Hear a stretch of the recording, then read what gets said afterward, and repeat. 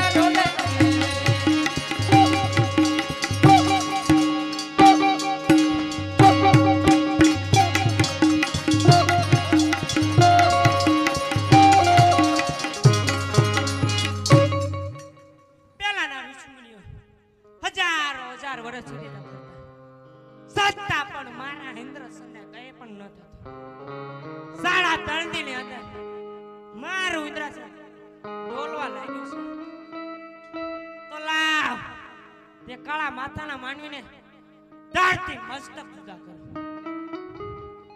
અરે નહીં નહીં, જો આ કોઈ બ્રહ્મપુત્ર હશે ને તો મને બ્રહ્મહત્યાનું પાપ લાગશે.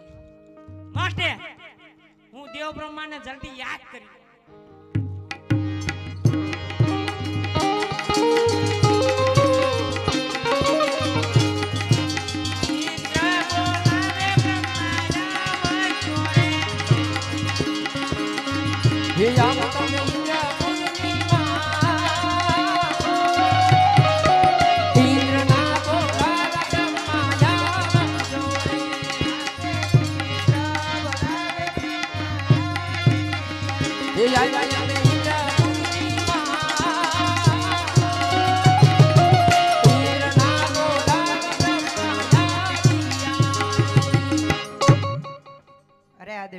અત્યારે અમારે શું કામ પડ્યું? અરે આ દેવ બ્રહ્મ બોલાવાનું એક જ કારણ છે. મારું ઇન્દ્રાસન સાડા ત્રણની અંદર ઢોલવા લાગ્યું છે. જો આ વિશે તમે કાંઈ જાણતા હો ને તો મને જલ્દી કહો. અરે આ દેવેન્દ્ર, આ વિશે હું કાંઈ નથી જાણતો. મારથી મોટા કોણ કે વિષ્ણુ, તેને મને કહેલું કે જ્યાં સંકટ પડે ત્યાં મને યાદ કરજો. જલ્દી યાદ કરો. આજે બ્રહ્મા બોલાવે વિષ્ણુ આવો જોડે. આજે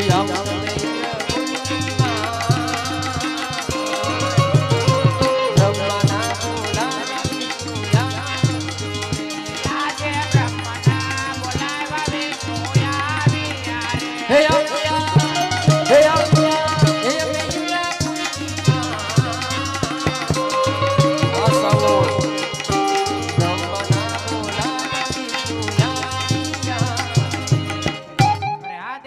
અત્યારે મારા શું કામ પડ્યા? દેવ ઇન્દ્ર બોલાવે. અરે હા દેવેન્દ્ર, અત્યારે મારા શું કામ પડ્યા? અરે આ દેવ વિષ્ણુ બોલાવાનું એક જ કારણ છે. પહેલાના ઋષિ હજારો હજાર વર્ષ સુધી તપ કરતા છતાં પણ મારા ઇન્દ્રાસનને કંઈ પણ ન થયું. સાડા ત્રણની અંદર મારું ઇન્દ્રાસન ડોલવા લાગ્યું છે. જો આ વિશે તમે કાંઈ જાણતા હો ને તો મને જલ્દી કહો. અરે હા દેવેન્દ્ર, આ વિશે હું કાંઈ નથી જાણતો. મારથી મોટા કોણ કે ભોળાનાથ, એને મને કીધેલું છે કે જ્યાં સંકટ પડે ત્યાં મને યાદ કરજો. જરૂર યાદ કરો. આજે વિષ્ણુ બોલાવે